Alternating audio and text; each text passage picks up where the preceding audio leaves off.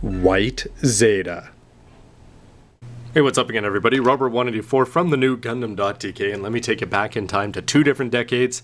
The first being the 1970s when robots were cool, but now we're going to the 80s where if it's not more than meets the eye, it's just not worth buying. So to take this mobile suit and turn it into its Wave Rider vehicle mode, you'll notice that there's a huge pull-out section here in the back of the manual showing you just how to do it. The first thing you're going to do for the transformation is get the V-fins out of the way, open up this part here, the cockpit, bring this whole thing up, and then you're going to drop this head down.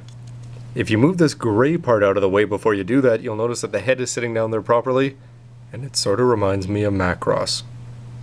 Next, what I've done is I've just swung this part up here.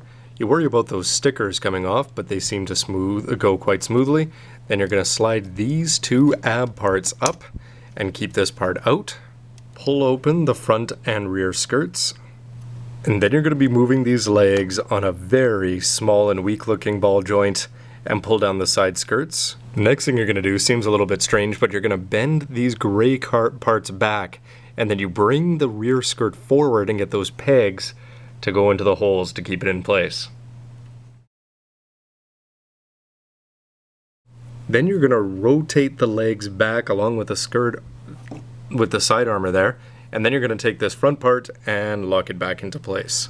Then you'll use those shoulders that always seemed a little bit weak to bring the whole arm in, and then you get the skirt out of the way and you just leave it with the manipulator punching downwards. Next, you'll move on to the backpack where you detach these parts here from the stabilizer and then swing them back like somehow. That somehow is shown in the manual with a top view, so if you get it to look like that.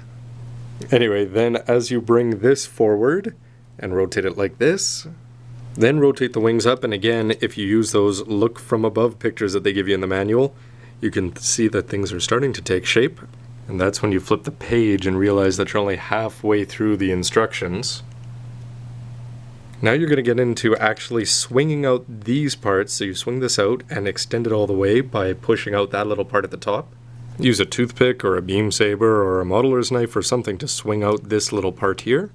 And then with a bunch of fiddling with this gray part here, you're actually going to be able to get it in, and once you've got it in, you'll know you have it right, and if you don't have it right, if it doesn't feel right, you probably don't, so go back to the directions, because there's a gray peg that should plug in there, and it actually fits really securely. You'll know that you've done it right here for getting everything in.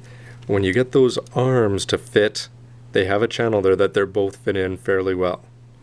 Away from the Gundam itself and onto the shield, you're going to take this part, bend it up, and then bend this part down, and then bend the whole thing up at a 90-degree angle.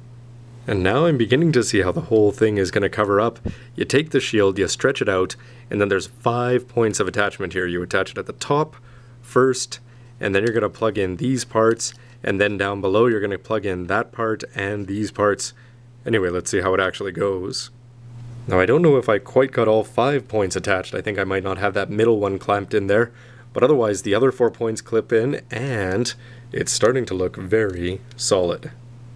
Back to the legs where you rotate the skirts up, and then you bend them, and there's a small gray tab and a small gray slit there that if you plug that in, then all of a sudden you're able to hide all of that side.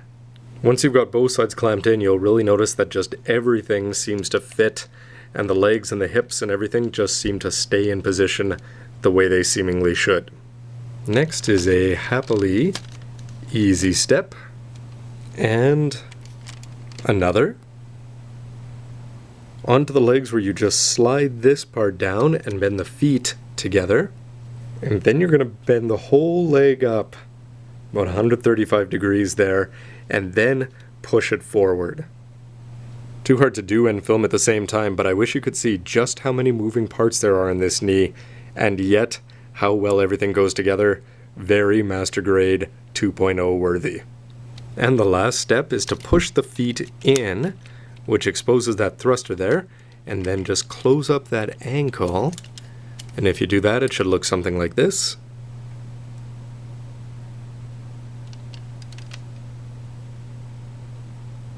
Finally, even though I don't have the legs exactly symmetrical, I'm still just happy to have a completed, transformed, and relatively stable Wave Rider. Now the key to this whole thing seems to be for stability, whether you have these simple side skirts plugged into those gray parts. If they pop out, this stops being secure, but as it is, not bad, not a lot of noise, not a lot of shaky parts. As the Wave Rider takes a break from cruising and just starts spinning, there's a few good things that I really like about this. Of course, the color scheme, it's the same as the Gundam, but you do see a little bit more pink, seems to show up more. The thrusters, you're going to get more seals here than you did before, although you can really see them peeling up with the in and out action. My big disappointment is that just with the regular Zeta 2.0, that you have the nice red chest part there that looks up sort of like a cockpit, but here it's not going to look like that whatsoever. It's just going to be gray and a little bit dull. But overall, I'm impressed with the way that some of these parts, especially the arms and the wings, if you follow the directions, fit together outside of the tricky legs. This was easier than I expected. To go vertical, you can just take the launching pad, keep those things locked in as usual, and then if you come up here and adjust this to its furthest down position, now it looks like it's riding through space. I also have to say that it's a little bit impressive that unlike some other Gundams, when you look underneath here, all you're going to see is the armor and the shield, and it actually doesn't tell you that this is a Gundam at all. The arms are gone, the head is gone, the legs are bent up enough that they look completely unique. This has to be one of the least obvious Gundams when it's actually transformed, for which I give it full props. To get this armed up, as you take a look at the top here, you can just take the beam rifle, fold everything in, unfurl that, and then plug it in there.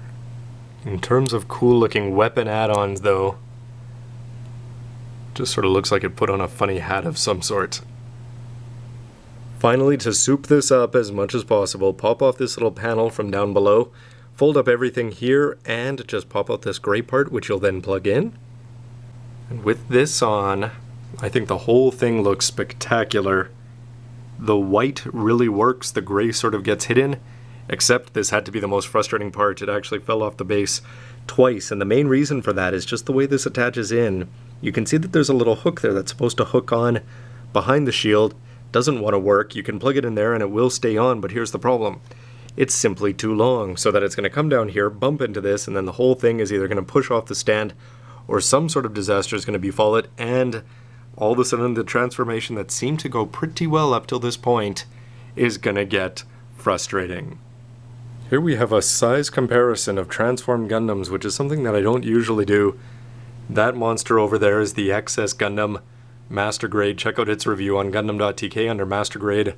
Remember, they're sort of reversed chronologically. But the Wave Rider, look how small it is when you compare its legs compared to the length of the XS Gundam. And if you took off this weapon underneath, there would just be a much smaller, although much more pleasing just in terms of the jet form, I think. I think the Wave Rider really ends up looking more like a space airplane than the XS ever could even dream of. So that's going to wrap up my look at the Wave Rider mode of the Master Grade Zeta 2.0, whether it's white unicorn colors or just the regular ones. Complex transformation, somewhat pleasing result. Anyway, why don't you stay tuned for my verdict, where I'll have all the good and bad about this mobile suit and Wave Rider mode and transformation in one place, and then you can make a decision whether this is a kit you might want to be getting your hands on. Anyway, everybody, Robert184, gundam.tk, thanks as always for watching. Please comment, like, and subscribe if you haven't already, and I'll see you next time. Thanks for watching. How come nobody sings as much as you'd think in Gundam? Well, outside of Seed, Lux, Mir, those kids in Double... Okay, never mind.